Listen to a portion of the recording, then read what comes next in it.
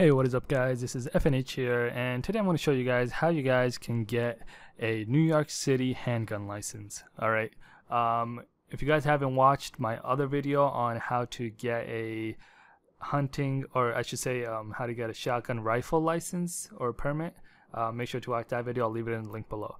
But in this video we're going to be talking about how to get a handgun license, right?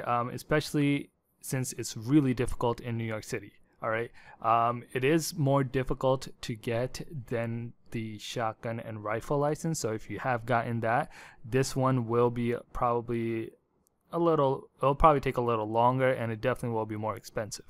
All right, so the process to get a handgun license in New York City is about 3 to 6 months, but you can expect to typically wait up to like 10 months. Okay, so there's been cases where people have been waiting up to 10 months just to get the license. All right, and it's not, I wouldn't really say it's difficult. It's more just time consuming and just a lot of paperwork, I guess, especially since in New York they are trying to, I guess, I don't want to say they don't want you to have one, but they make it very difficult to have one, and expensive, I should say.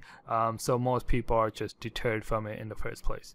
All right, so first let's talk about the fees. All right, so the fees are, it totals to around like $400. Okay, so it's around and $300 to renew every 3 years. So you can think of it like $100 a year after you get it.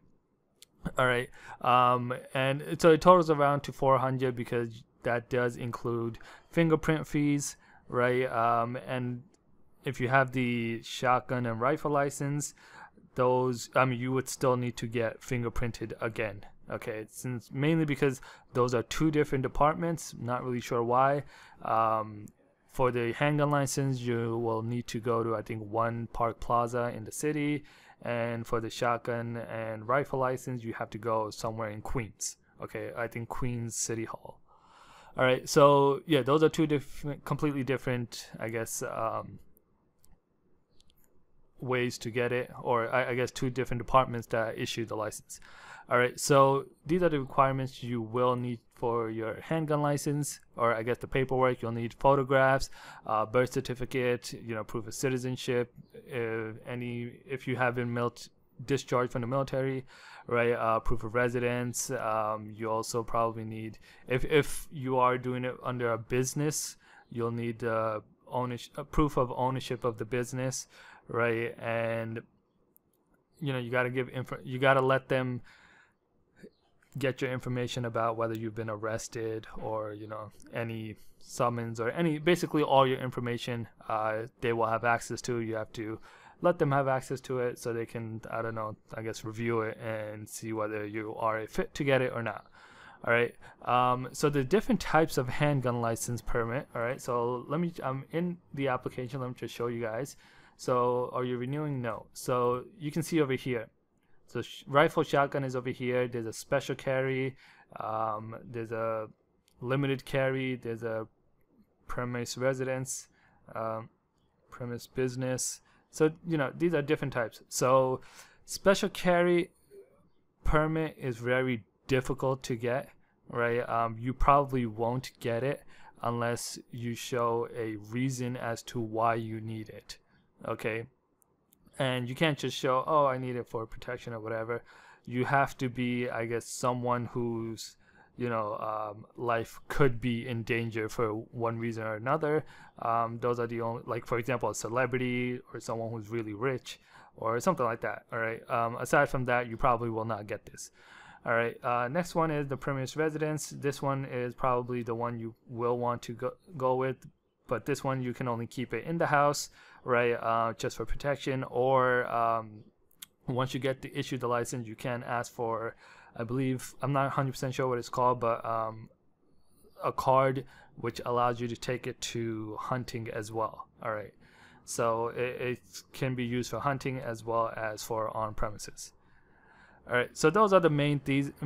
I guess two main ones, right? There's limited carry, carry guard, carry business, but I won't really go into those, right? You can definitely research online. You'll find a lot of information, right? there is a request for pre exemption. So this isn't really required for most people, but if you do, you probably know why, right? Aside from that, you need the typical forms. For example, the safeguard affidavit form, the cohabitant affidavit form, the affidavit form for the, I think, the familiarity with the laws, right? The rules and the laws. So you got to get those. There's some paperwork you have to get attested, so make sure you just get all that. All right. So once you've submitted all that, right, they will contact you. It will take a while. You probably will forget it, and then just one day see an email that from them saying that, oh, we're reviewing your application or whatever. So you just want to wait out for that, or just forget it, and then eventually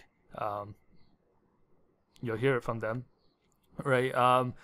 So it is different. You could get a letter, right, and you will have to do an interview, right? For example, meaning you would have to go in person and then talk to someone, like a police officer, and they will, I guess, assess you based on your conduct, whether you are eligible or not. All right.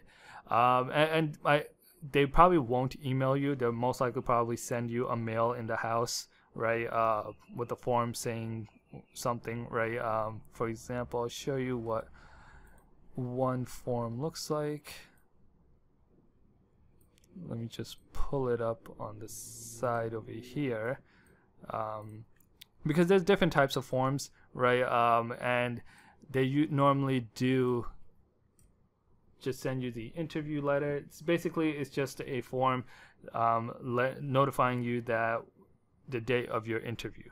Okay, so it's really that's basically it. All right, and next you would need a reference letter, right? Reference letter is similar to the one, it's not going to be something where it's someone you have to send to someone, they have to write something for you. It's more of them giving it to you. So let me just show you the reference letter right here.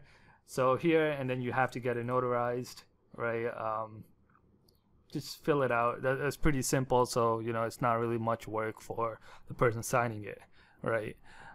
Next, what you want to do is, once you go to the interview, right, it's not really that difficult. It's kind of obvious what you need to do. Look presentable, right? Just pretend like you're going to an actual a job interview. All right, you gotta look presentable, and then they're gonna ask you certain questions to see whether you know the familiarity with the laws or not already. So I suggest you do get familiar with it, right? And if you're not, start reading up. There's a lot of online sites that tell you the type of questions. All right, so just some example questions are, for example, they'll ask you why you want a gun. You can say, just target shooting, or you can say home defense or hunting, or whatever your reason is, right? You don't want to say something crazy. Next, they'll ask you, how are you going to store the gun? How are you going to store the ammo? Obviously, you want to put a gun locked, unloaded in your house and separate from the ammo. Something probably along the lines of, have you ever owned a gun before? You can just say yes or no, and then they'll just ask you more information about that gun. So if you do have another gun, make sure you know everything about it, right? For example, the make, model, the rounds, basically when you got it, where you got it. So they're probably gonna ask you all that information, mainly just to see whether you know what you're talking about. You're not trying to BS your way out. Okay. And then there's just a few more questions. It's different for different people, I've noticed. So you just want to just give regular and human type answers, nothing too crazy. Okay, so after the interview, you probably just have to wait whether you've got the approval or the denial. All right, hopefully you will get the approval, right? If you do get the denial, obviously you can just leave it at that. This is the approval letter, right? So it looks something like that, right? But yeah, if you do get the denial, right, you can get a lawyer and then fight it strongly. Fight it more, ahead, and then maybe you will get approval. to appeal the denial, right? So that obviously will cost you more money, but even if you do get denied, you won't get a refund for the $400 you gave. So keep that in mind. All right. Next, what you want to do after you get the approval, right? You'll want to pick up the license and purchase authorization. Okay. So you take this letter, you go back to one police plaza, right? I believe, did I say one park plaza before? I believe so, but it's one police plaza, right? With this letter, the original letter, right?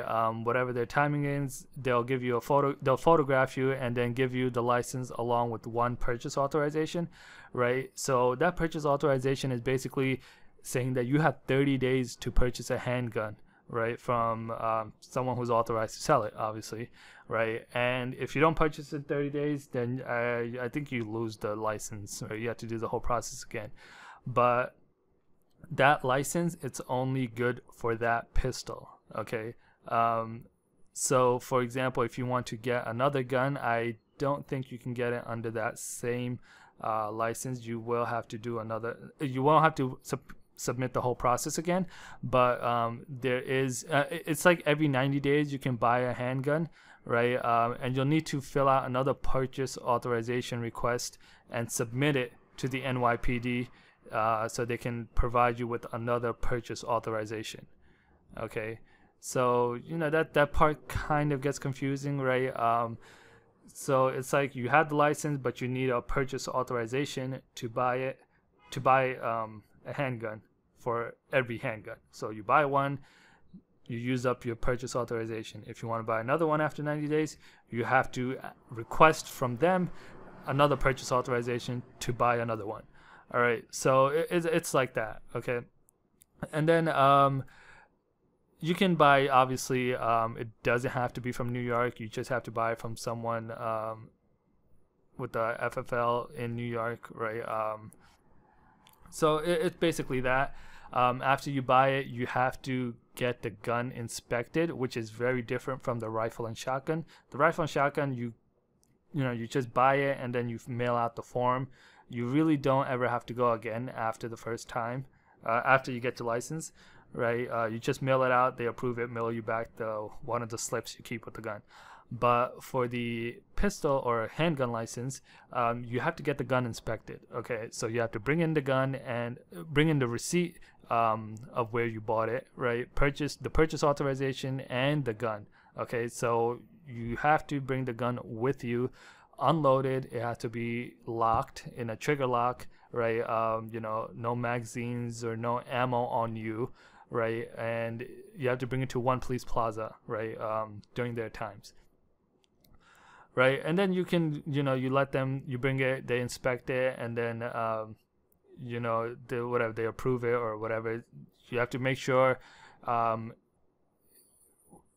So after you show it to them, they will record, inspect it, and then the serial number will be recorded, right? And then they will go. You want to verify that serial number is correct, because even if it's a mistake on their part, right? You could still get arrested for that, right? If that serial number doesn't match your gun's serial number. Okay, so that serial number will be inspected, right? And so after inspected, they will put that serial number and make model on your license, right? So that's where you have to verify it's correct and there's no typo. All right, so then after that is pretty much it. You got the gun, and next thing is you can do whatever you want. Go, well, not whatever you want, but you can go shooting or keep it in your house or go hunting or whatever. From those three things, pretty much. What do you want with it? All right, so yeah, it's fairly simple. Not really. It's fairly simple in the sense that it doesn't really require too much work from you, but it is a long process, right, and an expensive one. So you definitely want to see whether it's worth it or not.